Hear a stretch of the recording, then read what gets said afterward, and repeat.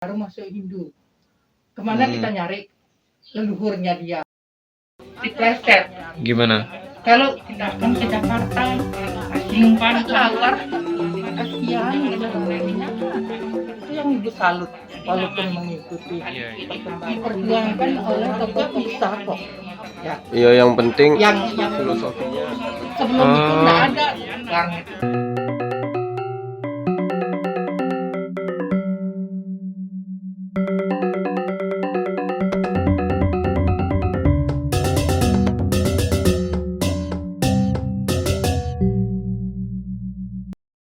Dia pemahamannya di secetak itu. Iya, pemahamannya yang sudah dipelintir-pelintir itu. Baru bilang Adnan adalah percikan kecil dari Brahman.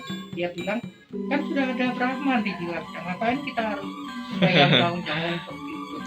Oh, itu juga ada yang bilang kayak itu dah, misalkan kan udah meninggal, terus Atman kita jadi Dewa Hyang, terus itu gimana? Ada yang bilang kan kalau udah jadi Dewa Hyang kan udah nggak ada dosanya gitu. Itu gimana menurut Ibu? Kalau mengenai istilah Dewa Hyang, yang dibersihkan itu adalah sifat-sifat Atmannya, bukan dosanya. Sifat-sifat Atman itu apa?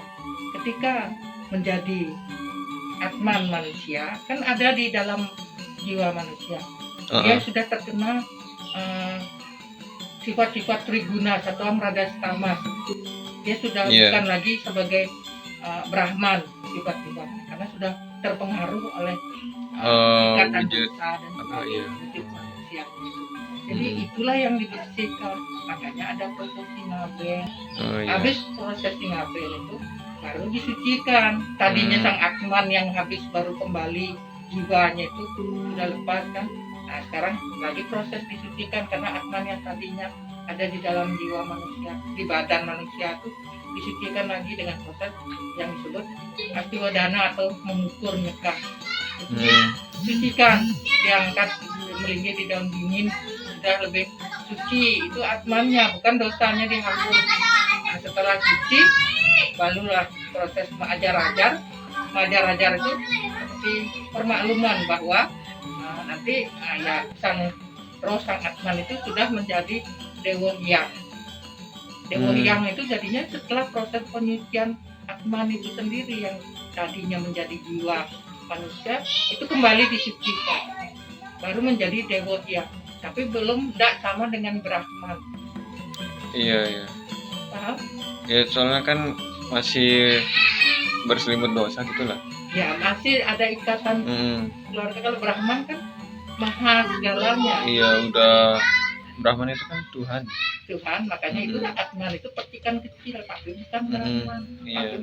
Percikan terkecil saja, tidak sama dengan Brahman yang maha segalanya. Ya itu kan memang kan kalau orang-orang yang udah religius itu kan bilang ya itu kan emang di semua makhluk hidup itu kan ada Tuhan. Berarti emang itu dah konsepnya kan emang Brahman itu ada. Atman itu percikan kecil dari Brahman. Percikan kecil. Bukan Atman itu adalah Tuhan. Iya, beda. Nah, kan makanya kalau bilang di badan kita kan sudah ada Tuhan, itu keliru salah. Sebutannya bukan Tuhan.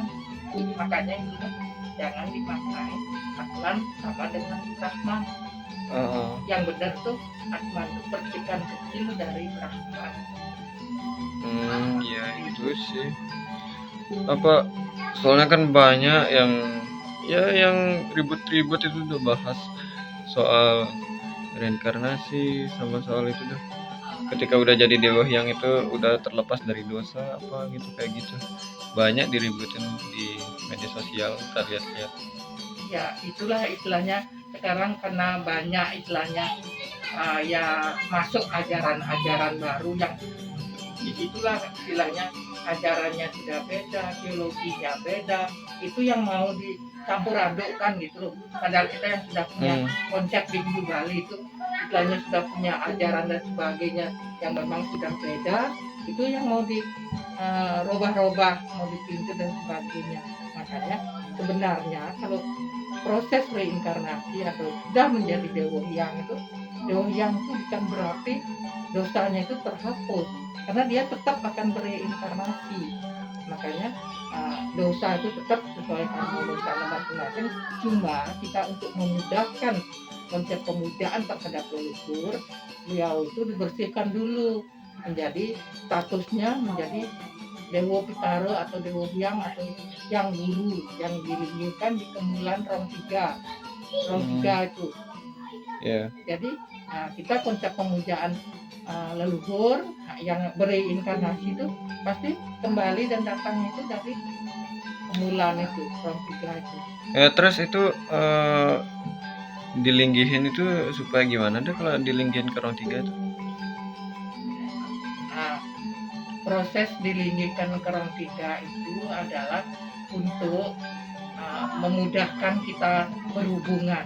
Nanti tanda kutip leluhur kita yang sudah meninggal kita linggihkan itu juga bukan dilinggikan begitu saja, dengan proses upacara dari ngaben, mengukur, majar-ajar, baru dianggap sebagai Dewa Hyang. Setelah majar-ajar pura-pura dari kayangan 3, terkayangan dan kayangan dan seterusnya sampai ke dalam puri dan sakit. Itu kalau kita di Hindu Bali. Baru Atman kita yang disucikan, dibersihkan itu baru berstatus Dewa Hyang atau Dewa Pitara. Itulah yang diinginkan di kemulan kita, karena untuk memudahkan kita mengadakan komunikasi, tanda kutip komunikasi itu apa?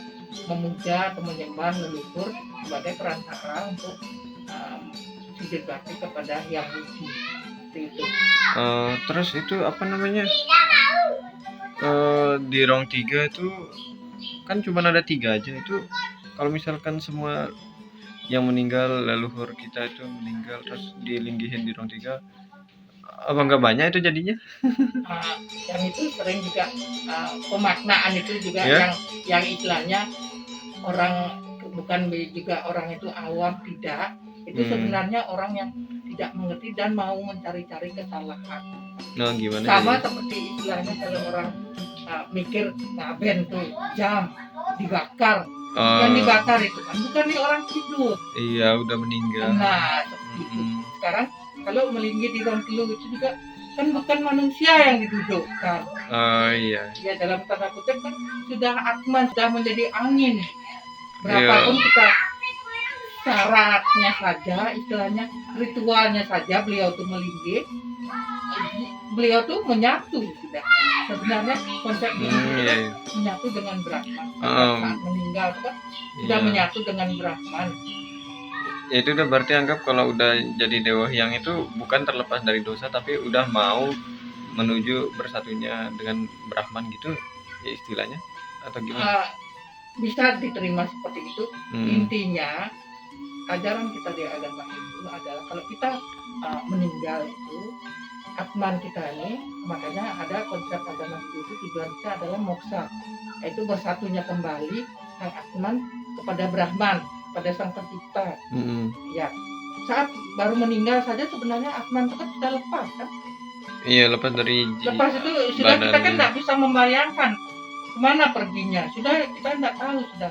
Nah, itulah sudah menyatu sebenarnya dengan Brahman. Cuman kita keyakinan di agama Hindu tidak bisa menyatu itu sudah kita habis perkara, habis hubungan dan sebagainya, enggak. Makanya masih ada yadnya yang harus dilakuin. Masih. Padahal konsepnya baru lepas itu Atman atau masih sudah menyatu dengan Brahman, karena kita kan sudah tidak bisa membayangkan kemana perginya Atman. Kecuali masih di dalam badan kita lihat kemana bergerak, berarti yang menggerakkan itu Atman. Ketika kita sudah meninggal, Atmannya sudah pergi itu kemana? Ya sudah menyatu. Udah menyatu dengan Brahman, karena Brahman itu kan ada di mana-mana. Dia maha segalanya. Kita ibaratkan konsep di Hindu itu sudah moksa. Tanda kutip banyak macam-macam moksa. Ketika yang disebut Dewa Pitara itulah dengan proses yang diproses itu siapa? Atmannya yang disucikan, bukan dosanya dibersihkan. Enggak, dosanya tetap diproses. Nah itu yang akan menentukan reinkarnasi. Nah seperti itu kait-kaitannya. Tapi gini Bu, kalau misalkan ada ya orang non Hindu yang baru masuk jadi agama Hindu, pindah agama, terus kalau misalkan dia meninggal atau gimana, reinkarnasinya itu siapa? Terus kalau misalkan dia udah meninggal, gimana dia dilinggihin ke rong tiga atau gimana caranya? Nah, ini ya pertanyaan yang bagus, dan sering juga ada pertanyaan yang tidak paham dia. Misalnya ada yang orang baru masuk Hindu, kemana kita nyari leluhurnya dia kan belum punya leluhur kan. Iya. Nah, nanti si dia itulah akan menjadi cikal bakal menjadi leluhur setelah dia mempunyai keturunan. Paham kan? Dianya memang belum punya leluhur. Soalnya kan baru dia masuk, dia iya. sendiri baru masuk. Makanya setelah nanti dia punya keturunan itu dialah akan menjadi leluhurnya. Setelah nanti dia pasti diproses seperti Hindu itu tadi, Arben yang terus baru dia dilingkirkan di kemunan. Makanya dia mulai membuat keturunan ya pemujaan roh telu itu, roh tiga itu. Tapi itu dah apa kan, kalau misalkan itu udah kan banyak yang bilang kalau leluhur itu kan pokoknya dari sumbernya kayak yang dulu itu kan dibilang ujung-ujungnya kawitan itu Sang Hyang Widi. Nah itu gimana deh menurut itu, jadi konsepnya itu leluhur emang harus dari sumber-sumbernya atau emang kayak tadi itu dia baru jadi agamanya terus dia yang menjadi cikal bakal leluhur, kayak gimana jadi? Ya memang itulah konsep leluhur, konsep kawitan itu memang dari manusia. Setelah jadi manusia baru akan menjadi leluhur, ya contohnya itu sudah kalau ada yang baru masuk Hindu, dialah yang akan menjadi kawitan pertama keturunannya, sama dengan istilahnya ya ibu sendiri. Misalnya kalau dulu leluhur ibu mungkin dari Arya yang datang ke Bali, datangnya walaupun dari Jawa, kita kan nggak menelusuri ke Jawanya lagi, tapi kita telusuri hanya setelah ada di Bali. Dari mana kisahnya atau dari mana duitnya asalnya setelah di Bali, itu yang menjadi asal usul kawitan kalau menurut keyakinan di Bali. Nggak ada yang mencari saya dari Jawa, di Jawa di mana, nggak ada tahu, karena memang tidak seperti itu pemahaman asal usul kawitan leluhur di Bali. Itu siapa yang sudah diprosesi dari ngaben, memukul dan sebagainya, dilingkirkan di kemulan, itu saja yang dianggap leluhur, karena itu sudah kita betul-betul kita tinggikan. Jadi kita tidak tahu lagi di atas itu siapa, jelas kita tidak akan terbayang. Makanya itu yang sudah kita linggihkan saja yang kita sebut sebagai leluhur. Istilahnya kita memahami konsep leluhur yang melinggih di kemulan juga. Misalnya dia belum punya leluhur, dia baru masuk Hindu kan. Konsep leluhur yang melinggih itu meme itu adalah dibilang sebagai ibu itu ibu pertiwi, bapak itu sebagai akasa itu udara. Makanya yang melinggih di orang dulu simbolis secara ini sudah dilinggihkan tuh meme dan bapak, tinggi dan akasa, bumi dan langit gitu. Bumi dan langit itu dulu dilinggihkan sebelum dia punya itu, sudah membangun itu. Setelah itu barulah meme secara manusiawinya setelah meninggal diinginkan di situ.